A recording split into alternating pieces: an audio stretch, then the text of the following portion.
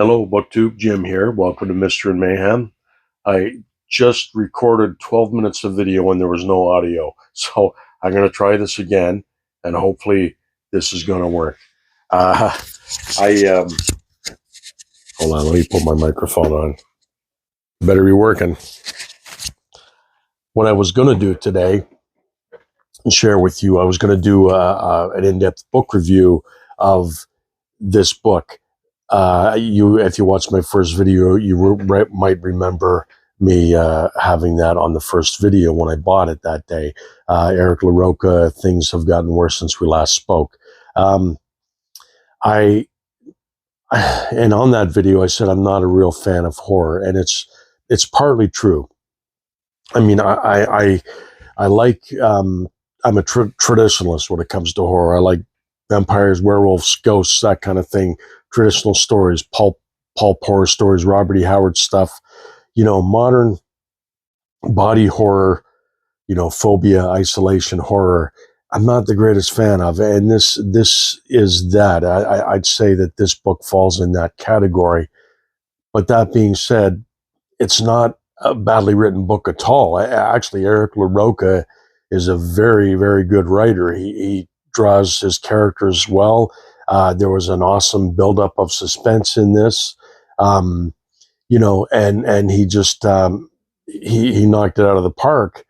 It's just I didn't enjoy it because I'm not a fan of body horror and that kind of thing, like gory and gross, and just for the point of being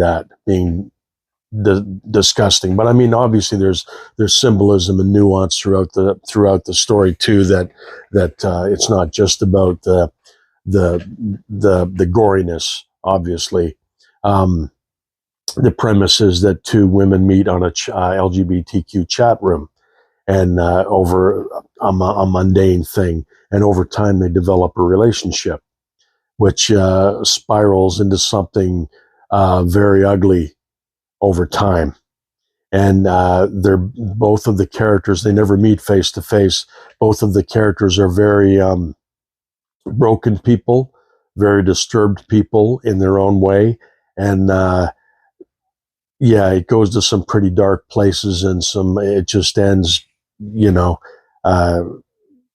just something that I didn't really enjoy. But again, somebody who's into that kind of stuff, into body horror, isolation, phobia, horror, that kind of thing, and likes these books, and I know many people on BookTube do, you will absolutely love this book, because he did such a good job on it, honestly.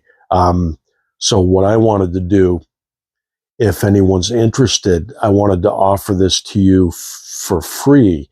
I will wrap it up, ship it out to you for free if you're interested in it. Now, obviously, if only one person comments, I'll ship it to the one person. But if more than one person comments, I'll probably have to do, if you comment below and tell me you're interested, I'll draw names from a hat, possibly, or something like that. I'll have to figure it out. But once I get a winner and somebody who's interested, we'll figure it out between us how to get the book to you. So if you're interested, please let me know in the comments, and I'll do that for you.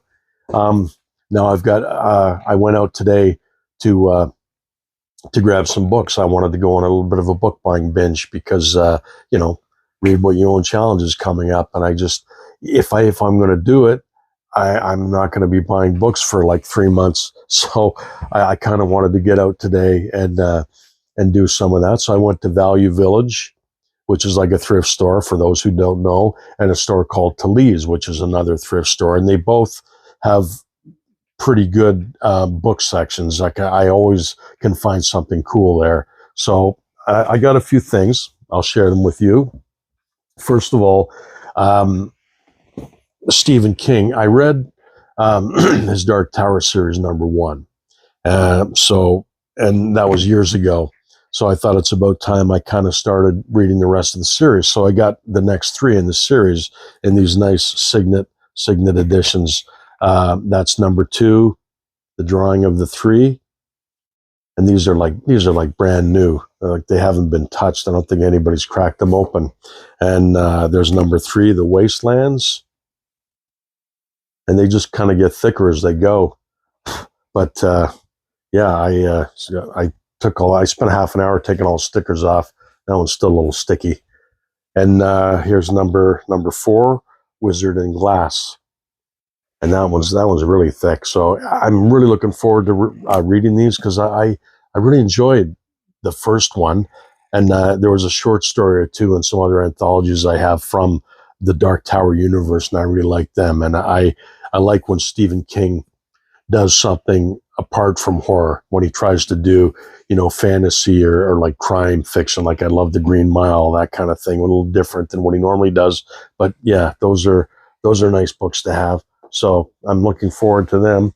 And I got an old paperback of Misery, and I didn't notice till I got home, but there's an inside cover of him as the Paul Sheldon character, Misery's Return, and that's I guess the cover of the book that the character writes inside the story when he's like hobbled by the character, whatever her name is, Annie Wilkes. So yeah, I read this years ago, but I'm looking forward to reading it again, and that's just a really good condition for an old paperback. I was happy to get it. Now these next ones, The Golden Argosy, which is a book of short stories. This is from 1955, an old Bantam paperback, and it's got some good short stories in here. The Devil and Daniel Webster. It's got The Red-Headed League by Arthur Conan Doyle. It's got an F. Scott Fitzgerald story. It's got The Killers by Ernest Hemingway. The Gift of the Magi by O. Henry. The Man Who Would Be King, Rudyard Kipling. The Murders in the Rue Morgue by Edgar Allan Poe. There's a Robert Louis Stevenson story in here, Lodging for the Night. The Lady or the Tiger, remember that story? Like from years ago? Yeah, so I thought that just, I love short stories, as you probably know, but yeah, that was a nice paperback to get. And this one here, called The Atrocity by Jackson Burgess. It's set in World War II, and it kind of intrigued me because last year I wrote a novella for the Black Orchid Novella Contest, put on by the Nero Wolf website, to put in the Alfred Hitchcock magazine. And it kind of dealt with the same kind of idea where, when the Second World War was over and the soldiers were still over in Europe, they didn't behave very well. I mean, to put it mildly. And some people paid the price for their misbehavior, and that was kind of the theme of my story. It was a private eye story, but that was kind of the underlying story to my story. So that this kind of deals with the same kind of idea. So I'm kind of looking forward to reading that and see what happens in that one. And you guys remember the movie back in 1984, Romancing the Stone? I found the paperback for it in like perfect condition, except for a little tear on the upper cover there. Remember that? Michael Douglas and Kathleen Turner. I was 20 years old at the time, and I was an usher at the movie theater. And I had to watch this movie over and over and over again. But actually, it was a good movie, And I was so excited to find this paperback, And I snagged that right up. So I'm going to read that. Romancing the Stone by Joan Wilder, who is Catherine Lanigan writing as Joan Wilder. I've never heard of her, but I'm sure it'll be good.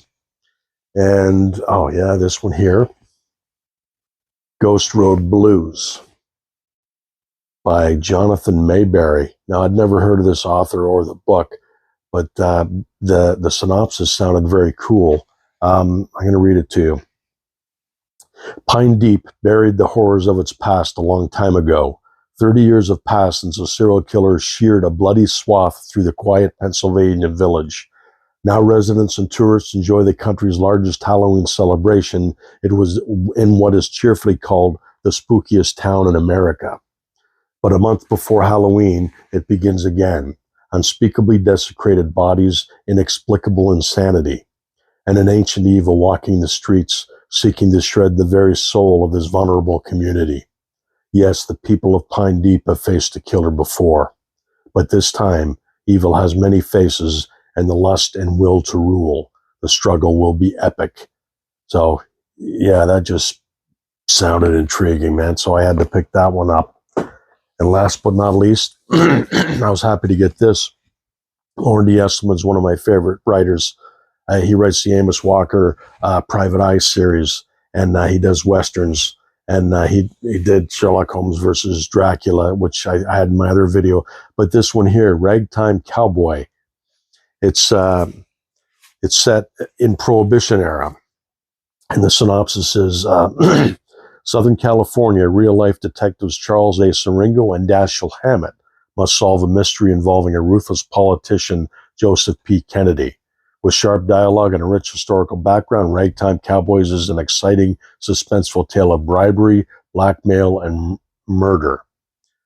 So it goes on, but I won't read the whole thing. But yeah, I was so happy to find that. I wasn't aware of this book. So, I mean, it just combines his two loves, like the mystery genre, private eye genre, and the Western genre. So, yeah, I was so happy I went out today and I got these books. So it'll probably be the last time for a while that I buy a whole bunch of books. But yeah, I wanted to share them with you guys.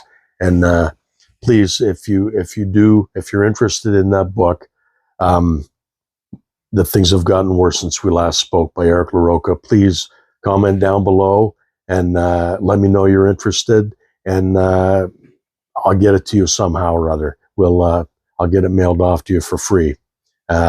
As I said, if there's a whole bunch of people, I'll just draw names, and one of you might be the lucky winner. So thanks, everyone. I hope you have a great upcoming weekend. Take care. Talk to you soon.